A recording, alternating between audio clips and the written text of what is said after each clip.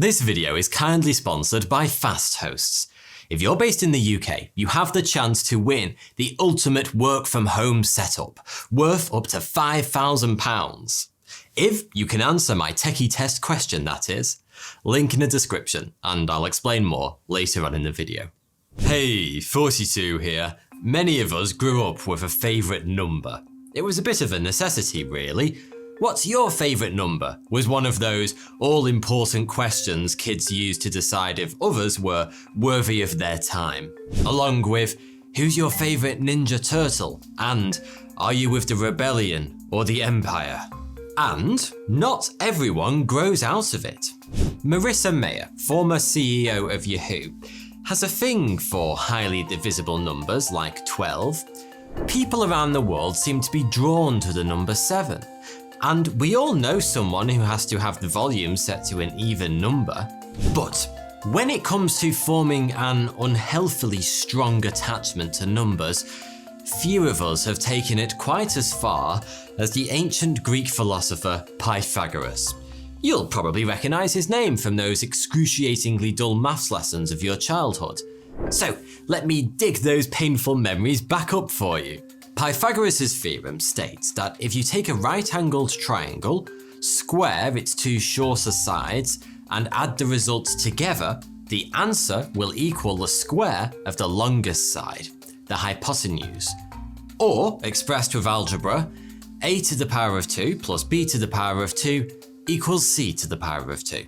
Funnily enough, it turns out this simple equation, undoubtedly one of the most famous in the whole of mathematics, wasn't actually discovered by Pythagoras at all. In fact, it was in use in ancient Babylon, a good 1,000 years or so before Pythagoras was born, sometime around 570 BC. How exactly Pythagoras' name came to be inextricably associated with a theorem that was already ancient when he was born is unknown.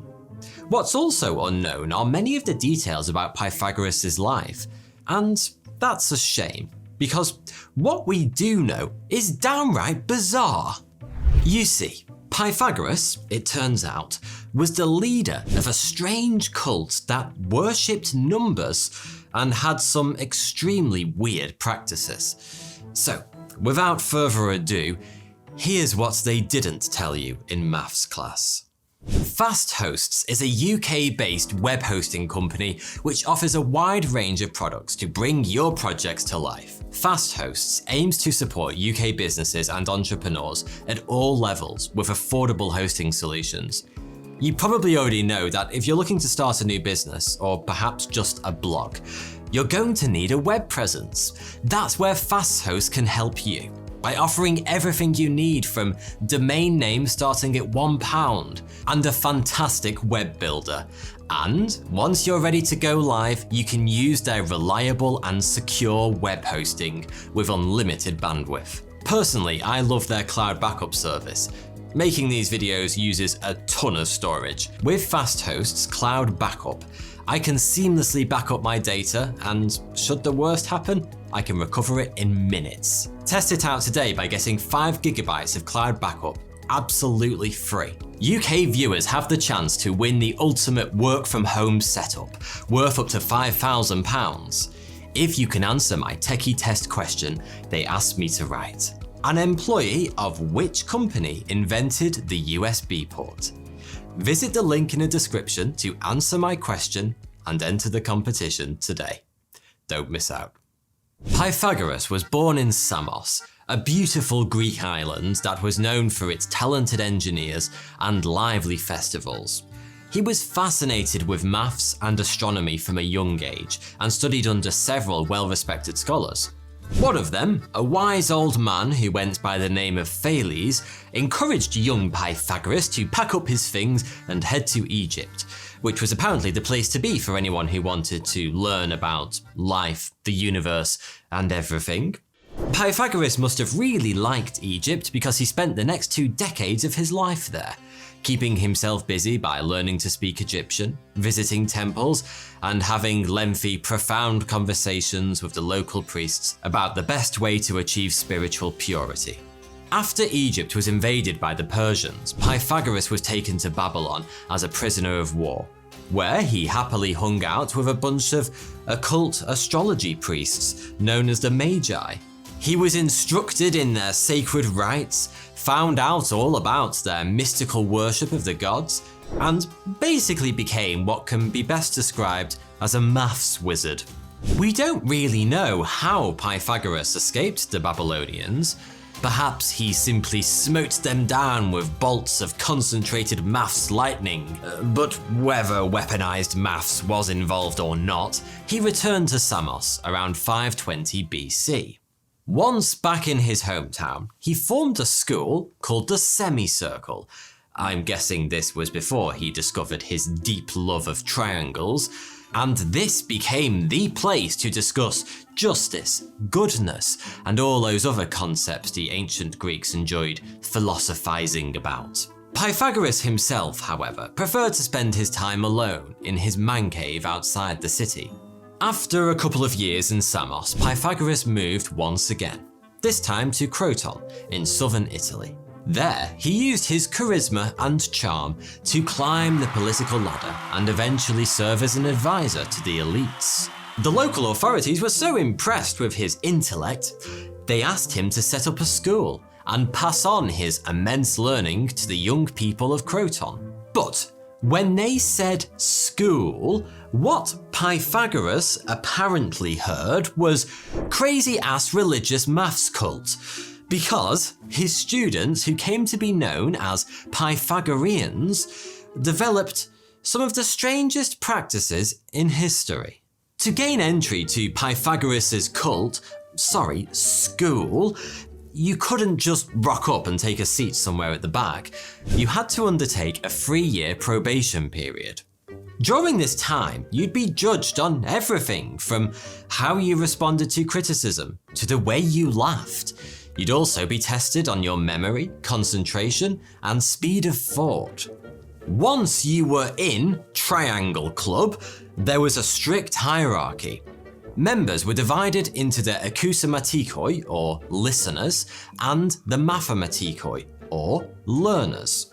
The listeners formed the outer circle and focused on the spiritual teachings. They also had to take a 5-year vow of silence. Yep, 5 friggin' years, during which they'd listen to Pythagoras deliver his sermons from behind a veil. I'm guessing this wasn't because Pythagoras was just really shy, it was probably to create a sense of mystique for his eager newbies.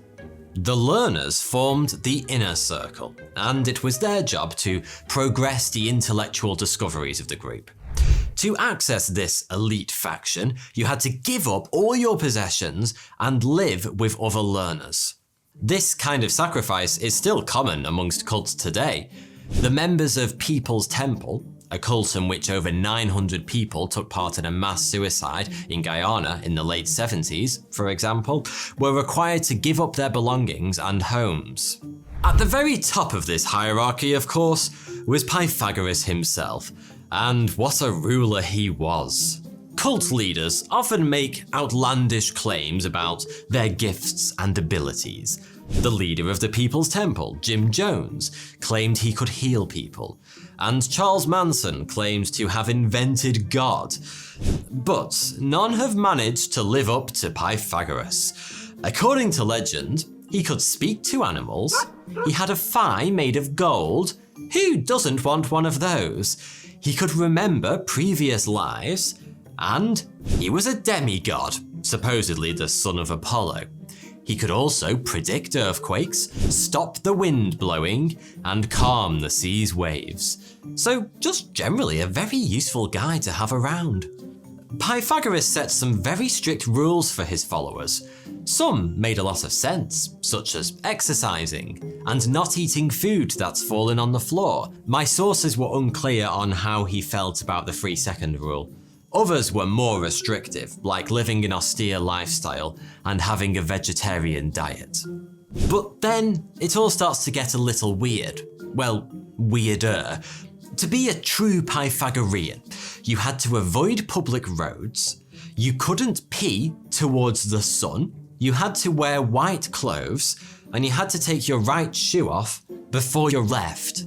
You were forbidden from sharing the secrets of the cult with any outsiders, and perhaps to prevent those same outsiders from coming too close, you were encouraged not to wash.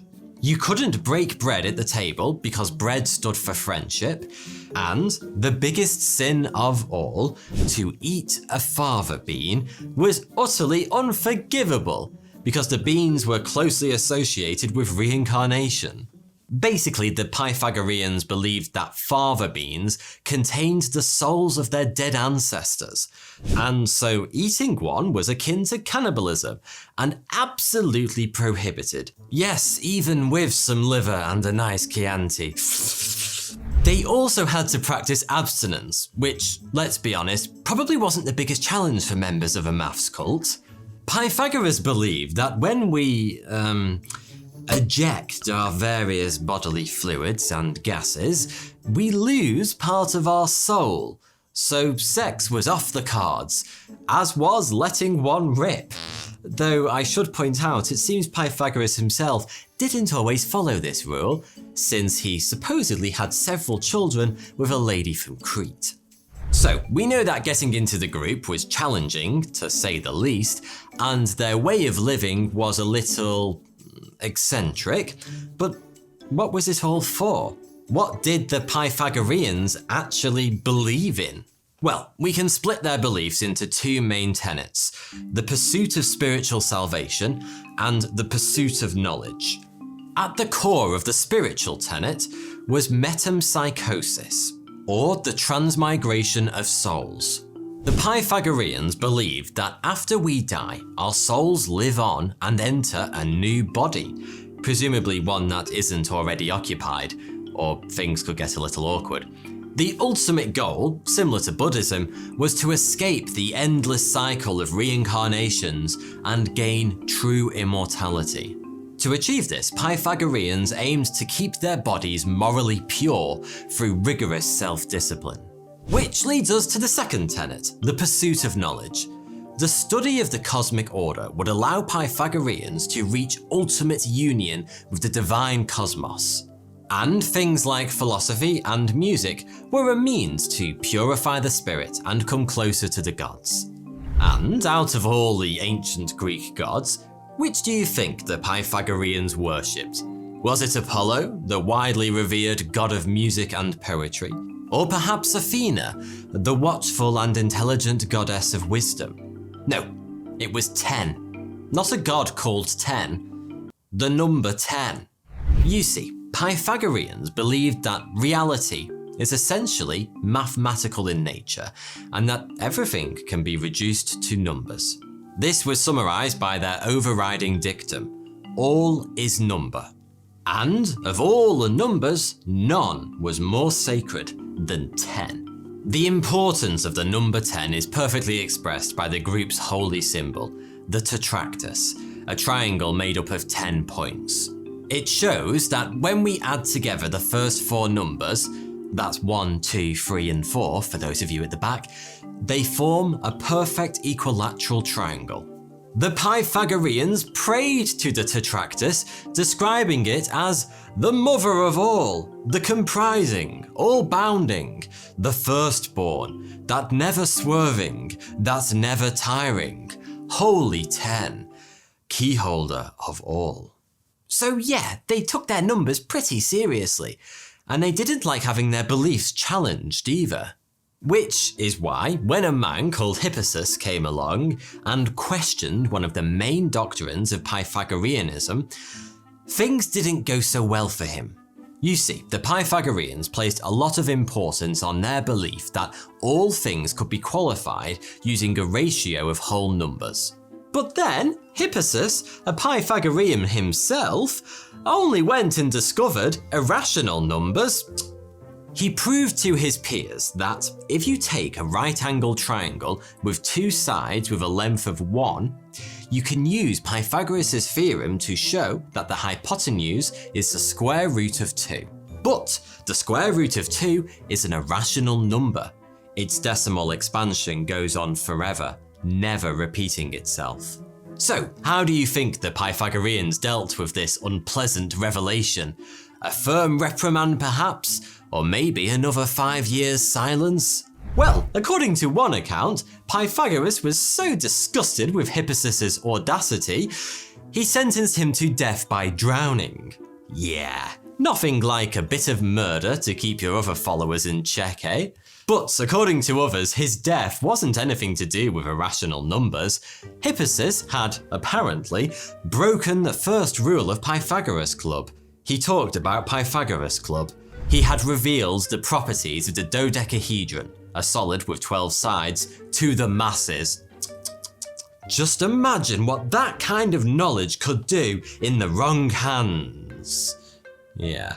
Towards the end of Pythagoras' life, Croton came into conflict with a neighbouring city-state, Sybaris. Sybaris was known back then for its love of excess and military power.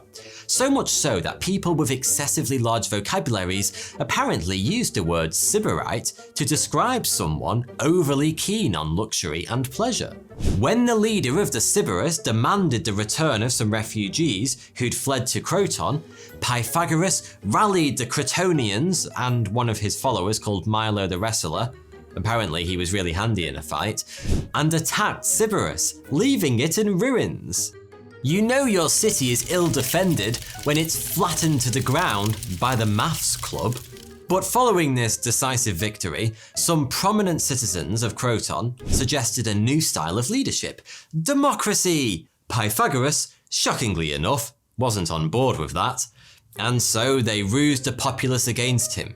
They attacked the Pythagoreans during one of their meetings and set their building on fire. Depending on who you believe, Pythagoras was either at the meeting and perished, he was at the meeting and escaped, or he was somewhere else entirely. Some say that as the house was burning to the ground, Pythagoras' devoted followers laid themselves down on the flames to make a path for him to escape. After which he committed suicide because he was so traumatized. There's no helping some people. But my personal favourite version of events is this. Pythagoras, having managed to escape the fire, was pursued by his enemies. He nearly managed to escape, but then came across a field of fava beans. Rather than go against his own teachings and touched the sacred fava beans, he stopped in his tracks and was violently killed as a result. He may have been an absolute nutter, but you have to hand it to him. The man had principles. After Pythagoras died, his teachings lived on through his successors, and Pythagorean schools didn't disappear fully until the 4th century BC. And although written accounts of the man himself are hard to come by, and historians don't agree on all the aspects of his life, his teachings have influenced the philosophies of Aristotle, Plato, and through them, Western philosophy itself. Even today, numerology, the belief in some kind of relationship between numbers and events, is still very much a thing. And any physicist searching for the theory of everything or some kind of numerical answer to the ultimate question of life is, when you think about it, a Pythagorean. So, I guess that includes me. Thanks for watching. Check out my new podcast, Random Interesting Facts, available on YouTube, Spotify, Apple Podcasts, and anywhere else you get your podcasts. Link in the description below. Thanks.